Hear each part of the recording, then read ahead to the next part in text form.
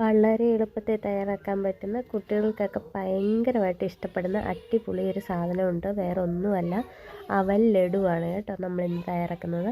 ആദ്യം തന്നെ അവലെടുത്ത് നന്നായിട്ട് ചൂടാക്കി എടുക്കുന്നുണ്ട്. ഏത് അവൽ വേണമെങ്കിലും നമുക്ക് എടുക്കാവുന്നതാണ്. അതിന് ശേഷം ഞാൻ 1 കപ്പ് തേങ്ങ തിരുമ്മിയതും കൂടെ അതിലേക്ക് ചേർത്ത് കൊടുക്കുന്നുണ്ട്. ഈ അവൽ നന്നായിട്ട് മൊരിഞ്ഞ് വരണം. പിന്നെ ഈ തേങ്ങയ്ക്കകത്തെ വെള്ളത്തിൻ്റെ അംശമൊക്കെ മാറി ഇതൊന്ന് ചെറുതായിട്ടൊരു ബ്രൗൺ കളറായി വരുന്നവരെ ഇതൊന്ന് ഇളക്കി കൊടുക്കുക. ഇത് നന്നായിട്ട് ഇങ്ങനെ ഒന്ന് പൊടിഞ്ഞ് വരണേ. അതിന് ശേഷം നമുക്കിത് ചെറിയ ചൂടിലൊന്ന് മിക്സിയുടെ ജാറിലോട്ടിട്ട്, ഒട്ടും തന്നെ വെള്ളമൊന്നും മിക്സിയുടെ ജാറിൽ കാണാൻ പാടില്ല കേട്ടോ. എന്നിട്ട് നന്നായിട്ടൊന്ന് പൊടിച്ചെടുക്കാവേ. എന്നിട്ട് ഇത് നന്നായിട്ടൊന്ന് പൊടിച്ചെടുത്തുകൊണ്ട് വന്നിട്ടുണ്ട് നമ്മൾ. ഇനി നമുക്ക് മധുരത്തിന് ആവശ്യമായിട്ടുള്ള ശർക്കരപ്പാനി റെഡിയാക്കണം. അതിനായിട്ടൊരു പാൻ വെച്ച് കൊടുത്തിട്ടുണ്ട്. ഒരു 3/4 കപ്പ് ശർക്കര ഞാനിതിലേക്ക് ഇട്ട് കൊടുക്കുന്നുണ്ട് കേട്ടോ. ശർക്കര ആയതുകൊണ്ട് നമ്മുടെ ലഡുവിന് നല്ല കളറ് കിട്ടുവേ.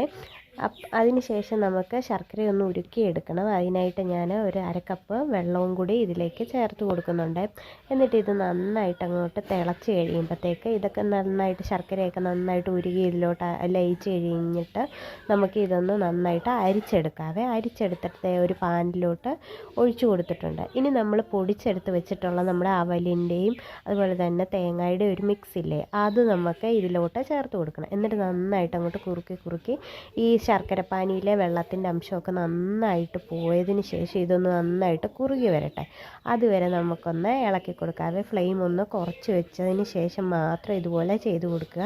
അതിന് ശേഷം ഞാൻ ഇതൊന്ന് കുറുകി വരുമ്പോഴത്തേക്ക് കുറച്ച് കാഷ്യൂനട്ടും അതുപോലെ തന്നെ കുറച്ച് കിസ്മിസും കൂടി ചെറുതായിട്ട് അരിഞ്ഞത് ഇതിലോട്ട് ഇട്ട് കൊടുക്കുന്നുണ്ട് കേട്ടോ. ഇനി ഇതിലോട്ട് ചേർത്ത് കൊടുക്കാൻ പോകുന്നത് ഏലക്കായാണ്. ഒരു 3 ഏലക്ക ഒന്ന് ചതച്ചത് ഇതിലേക്ക് ഇട്ട് കൊടുക്കുന്നുണ്ട്. എന്നിട്ട് നല്ലപോലെ അങ്ങോട്ട് ഇളക്കി കൊടുക്കുക. ഇതുപോലെ നമുക്ക് ഉരുട്ടിയെടുക്കാനായിട്ട് പറ്റണം. ഒന്ന് പാകമായി കഴിയുമ്പോഴത്തേക്ക് നമുക്ക് 1 സ്പൂൺ നെയ്യും കൂടി ചേർത്ത് കൊടുക്കാം.